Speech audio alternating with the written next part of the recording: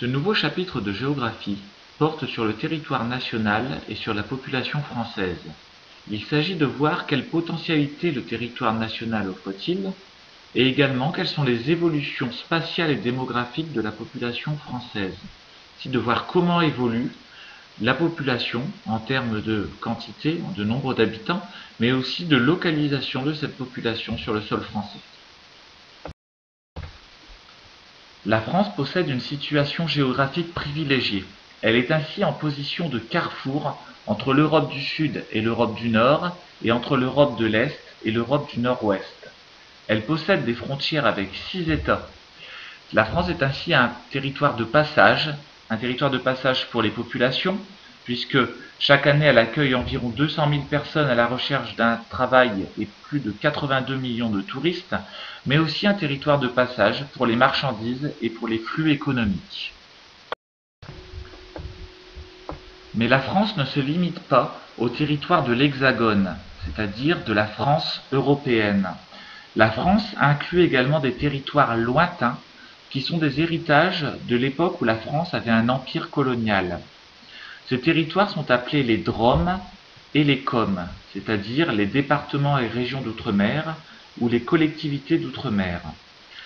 Ces territoires permettent à la France d'occuper une position stratégique à travers le monde dans des territoires très différents. On trouve ainsi un territoire en Amérique du Nord, Saint-Pierre-et-Miquelon, des territoires dans les Antilles, comme la Guadeloupe ou la Martinique, un territoire en Amérique du Sud, la Guyane, des territoires dans le Pacifique, comme Tahiti, la Polynésie française et Wallis et Futuna, des territoires dans l'océan Indien, comme Mayotte ou la Réunion, et des territoires à proximité de l'Antarctique, qui sont les terres australes et antarctiques françaises. Enfin, à l'est de l'Australie, nous trouvons également la Nouvelle-Calédonie. Ces territoires permettent à la France d'avoir une position stratégique, mais également de posséder une grande ZEE, c'est-à-dire une grande zone économique exclusive, soit des espaces maritimes que seule la France peut exploiter et qui nous permettent de bénéficier de richesses de la mer, comme des richesses de la pêche, mais aussi des richesses en matières premières que l'on peut trouver en mer, comme le pétrole ou le gaz. La France de l'Hexagone, c'est aussi une grande variété de milieux et de climats. Cette grande variété de milieux et de climats, comme on peut le voir sur la carte, va donner une multitude de paysages très différents et va permettre également une mise en valeur du territoire, une exploitation du territoire très variée. On retrouve ainsi le climat océanique sur une grande partie ouest de la France, le climat continental, plus à l'est, le climat méditerranéen, le climat montagnard, principalement dans les Alpes, et également, grâce au territoire outre-mer, le climat tropical ou le climat équatorial. Ainsi trouve-t-on des paysages montagnards, comme ici cette photographie du puy de Sancy en Auvergne, ou encore des paysages maritimes, comme ici les îles Lavezzi au sud de la Corse. En effet, la France, avec ses 5500 km de côte, rien que sur la France de l'Hexagone, c'est-à-dire la France métropolitaine, la France en Europe, possède une grande ouverture maritime et de nombreux paysages très variés, des plages de sable de notre région jusqu'aux côtes rocheuses bretonnes ou corses ici. Mais aussi des paysages équatoriaux, comme ici la forêt guyanaise, qui est une partie de la forêt amazonienne, ou encore ici les paysages des mines de nickel de Nouvelle-Calédonie. Cette grande variété de paysages et de milieux offre à la France un important potentiel d'exploitation. Ainsi peut-on trouver à la fois des cultures de canne à sucre ou de vanille en Guadeloupe, en Martinique, à la Réunion, des cultures de céréales dans le nord et l'ouest de la France, des cultures méditerranéennes comme la culture de l'olivier ou de la vigne autour de la Méditerranée. Cela donne à la France une grande richesse et une grande potentialité d'activité économique. La France a également un fort rapport à la mer, avec ses nombreuses côtes qui permettent une ouverture sur la mer du Nord, sur la Manche, sur l'océan Atlantique et sur la mer Méditerranée. Mais la France hexagonale, la France européenne, offre également des dimensions et une forme idéale. 1000 km de Dunkerque à Perpignan, c'est-à-dire du nord au sud, 1000 km d'est en ouest, de Brest à Strasbourg, et également la disposition des reliefs est idéale. Ainsi, le nord et l'ouest de la France sont la France des plaines, la France de la grande activité agricole, tandis que le sud-ouest et le sud-est, au relief plus variés, plus diversifiés, eh bien, sont une France aux altitudes plus importantes, mais cela ne gêne pas la communication puisque des plaines et des plateaux sont présents et permettent une communication facile à travers la France, comme par exemple les vallées, telle la vallée du Rhône, qui permet de faire le lien entre le nord et le sud de la France. Ainsi, comme le montre cette affiche du XIXe siècle vantant les chemins de fer, la montagne était une contrainte qui est devenue un atout, et des espaces de circulation se sont créés à travers le territoire français. Ainsi, de grands axes de circulation se sont créés, comme des vallées de communication, telles la vallée de la Seine, la vallée du Rhin ou la vallée du Rhône, mais également des axes de communication de plaines et de plateaux, qui permettent de circuler le long des principaux reliefs français. Ainsi a-t-on de grands axes qui descendent du nord de la France, vers le Poitou et le sud-ouest, et également des axes de communication faisant le tour du littoral méditerranéen. Ainsi, comme le démontre ce texte sur les contraintes surmontées dans le Languedoc-Roussillon, la France est un territoire aux paysages et aux milieux très riches, disposant d'un relief important, ce qui crée des contraintes, mais ces contraintes ont pu être surmontées par l'aménagement du territoire, et la France est ainsi un grand pays de circulation et de transit, de passage, ce qui est un avantage dans le domaine notamment économique aujourd'hui. Ainsi, comme le montre ce schéma, sur les ressources et les contraintes du territoire national, nous pouvons voir que l'environnement français, avec différents climats et un territoire, a créé des contraintes, comme avec le relief, l'existence de neige et de pentes importantes, la possibilité dans les plaines et dans certaines vallées d'avoir des crues et des inondations, ou bien dans les territoires d'outre-mer d'avoir des pluies tropicales ou des cyclones, comme ça peut être le cas par exemple en Martinique, en Guadeloupe ou à La Réunion. Mais ces contraintes, eh bien, sont parallèlement à ces contraintes, on trouve des ressources naturelles importantes qui sont dues à la grande variété des climats et du territoire, des forêts, des ressources en eau, en métaux, en énergie fossile comme le charbon, ou des ressources marines, donc liées à l'importance du territoire maritime français. Au milieu de tout cela, eh bien, s'est trouvée la population française qui a au fur et à mesure des siècles aménagé son territoire afin de surmonter les contraintes et qui a su également mettre en valeur ce territoire en exploitant eh bien, les importantes ressources naturelles. Venons-en à la population française. En 2012, la France compte 65 millions d'habitants qui sont répartis très inégalement sur le territoire. La France possède une densité moyenne de 110 habitants au kilomètre carré, ce qui en fait le pays le moins densément peuplé de l'Union européenne. La population est très inégalement répartie sur le territoire.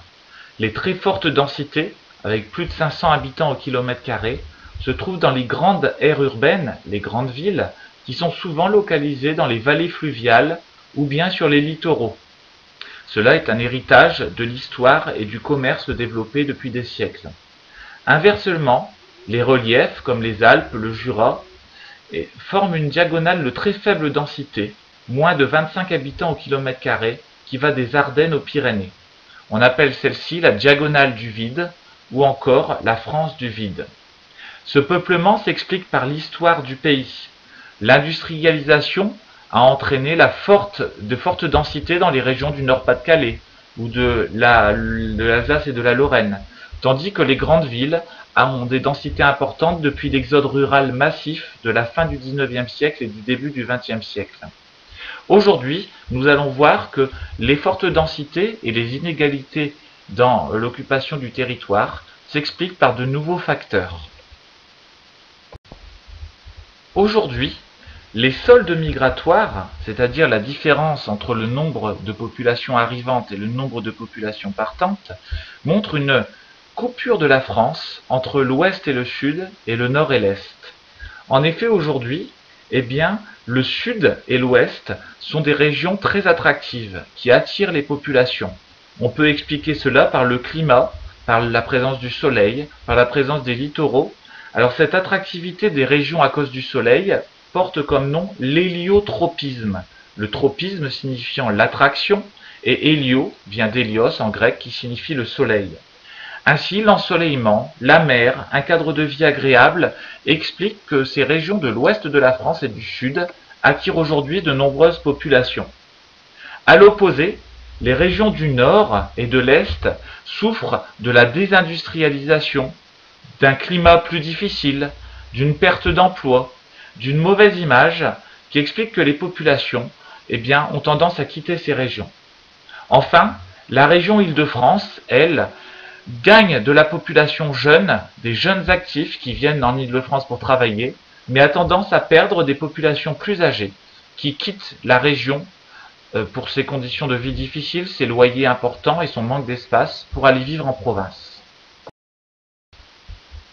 Comme le montre cette carte, l'Île-de-France, c'est-à-dire la région de Paris, de la capitale, est une région à la fois attractive pour certaines populations, les plus jeunes en recherche d'un espace et d'une vie dynamique, et également répulsive, c'est-à-dire qu'elle a tendance à repousser des populations plus âgées ou les familles qui sont à la recherche d'espace afin de pouvoir créer leur famille et élever leurs enfants. Cette carte résume à elle seule les cartes précédemment expliquées. On y retrouve les régions aux fortes densités de population, c'est-à-dire l'Île-de-France et le Nord, qui doivent ces fortes densités à leur histoire, à la présence d'un grand nombre d'emplois. Et également les régions nouvelles aux fortes densités de population que sont l'Ouest et le Sud. Le plus nous indique ici que le Sud et l'Ouest sont les régions aujourd'hui qui gagnent le plus de population, alors qu'au Nord se trouvent les régions aux dynamiques les plus faibles, les régions qui ont tendance à perdre de la population. La France est ainsi coupée en deux, entre l'Ouest et le Sud, dynamiques en termes de population, et le Nord et l'Est, qui ont tendance à perdre de la population. Contrairement à ses pays voisins et aux autres pays de l'Union européenne, la France est un pays qui continue à gagner des habitants. En 2012, la population a dépassé les 65 millions d'habitants.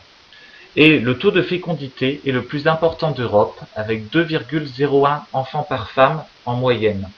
Cela est dû à la politique incitative, c'est-à-dire à la politique qui a pour ambition d'inciter les femmes et les familles à faire des enfants.